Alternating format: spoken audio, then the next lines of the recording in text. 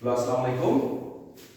আজকে right from বক্সের 13 নম্বর class, খুবই ইম্পর্টেন্ট ক্লাস। এখানে অনেকগুলো রুলস আছে যেগুলো বিভিন্ন ইউনিভার্সিটিতে অলরেডি আসছে। যেমন এই কোশ্চেনটা আসছে চিটাগং ইউনিভার্সিটিতে, এটা ঢাকা ইউনিভার্সিটিতে, এটা জাহাঙ্গীরনগর ইউনিভার্সিটি, এটা ঢাকা ইউনিভার্সিটি, এটা রাজশাহী ইউনিভার্সিটি। ঠিক আছে? সো রুলসগুলো কি? রুলস হচ্ছে প্রথমে when, as soon as, unless, until এবং in case। এই যে পাঁচটা কনজাংশন, এগুলো দুটো ভবিষ্যৎকালের কাজকে যুক্ত করলে তখন এদের পর পর প্রেজেন্ট ইনডিফিনিট হবে এবং অপর যে অংশটা আছে ওটা ফিউচার ইনডিফিনিট টেন্স হবে। আমি আবার বলি, when, as soon as, until, unless, in case। এই যে পাঁচটা কনজাংশন, এদের পর পর দুটো ভবিষ্যৎকালের কাজ হতে হবে। এদের পরে মানে ইমিডিয়েট, এটার পর পরই প্রেজেন্ট ইনডিফিনিট টেন্স হবে। কিন্তু যে আরেকটা যে ক্লজ থাকবে, যেহেতু এগুলো সাবঅর্ডিনেট কনজাংশন, এদের পরে আরেকটা ক্লজ থাকবে। আরেকটা ক্লজ থাকবে যেটা, সেটা কি হবে? অবশ্যই ফিউচার ইনডিফিনিট টেন্স হবে। যেমন I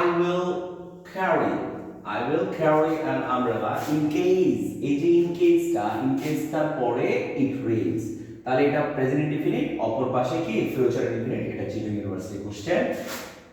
যেমন as soon as এর রুলসটা কি? as soon as এর পূর্বে পরে এই যে প্রেজেন্ট ইনডিফিনিট, এটা Dhaka university question. Present indefinite কিন্তু এই পাশে কি ফিউচার ইনডিফিনিট। তাহলে as soon as যুক্ত দুটো ভবিষ্যৎকালের কাজ যদি বোঝায়, তাহলে as soon as এর পরে প্রেজেন্ট ইনডিফিনিট, অপর পাশ কি ফিউচার ইনডিফিনিট। যেমন when আছে, এই পাশে প্রেজেন্ট ইনডিফিনিট এবং এই পাশে কি future indefinite. I shall meet my friend when I get the news। এটা জাহাঙ্গীরনগর ইউনিভার্সিটি কোশ্চেন। আর একটা হচ্ছে until এর রুলস, he agrees, এটা ঢাকা ইউনিভার্সিটি কোশ্চেন। তাহলে he agrees, এই পাশে he will not go। তাহলে he won't go or will not go। won't go হচ্ছে যে will not এর শর্ট ফর্ম won't। ঠিক আছে? won't go কি will not এর শর্ট ফর্ম। ঠিক আছে? তাহলে he won't go অথবা he will not go until he agrees, এটা ঢাকা ইউনিভার্সিটি কোশ্চেন।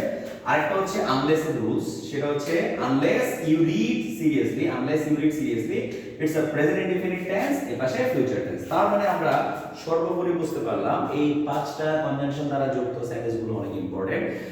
তাহলে when, as soon as, until, unless এবং in case, এরা যখন দুটো বাক্যকে ভবিষ্যৎকালের কোনো কাজ বোঝাবে, তখন এদের পরপরে কি হবে? প্রেজেন্ট ইনডিফিনিট টেন্স হবে এবং আরেকটা যে ক্লজ থাকবে সেটা ফিউচার ইনডিফিনিট টেন্স হবে। ধন্যবাদ সবাইকে। খুবই ইম্পর্টেন্ট রুলস, আশা করি আমরা বুঝতে পারছি। অ্যাকচুয়ালি রুলসগুলো মুখস্থ করতে পারলে, মনে রাখতে পারলে অ্যাডমিশন টেস্ট, চাকরি পরীক্ষা এগুলোতে কোনো প্রবলেম হবে না আশা করি। ধন্যবাদ সবাইকে।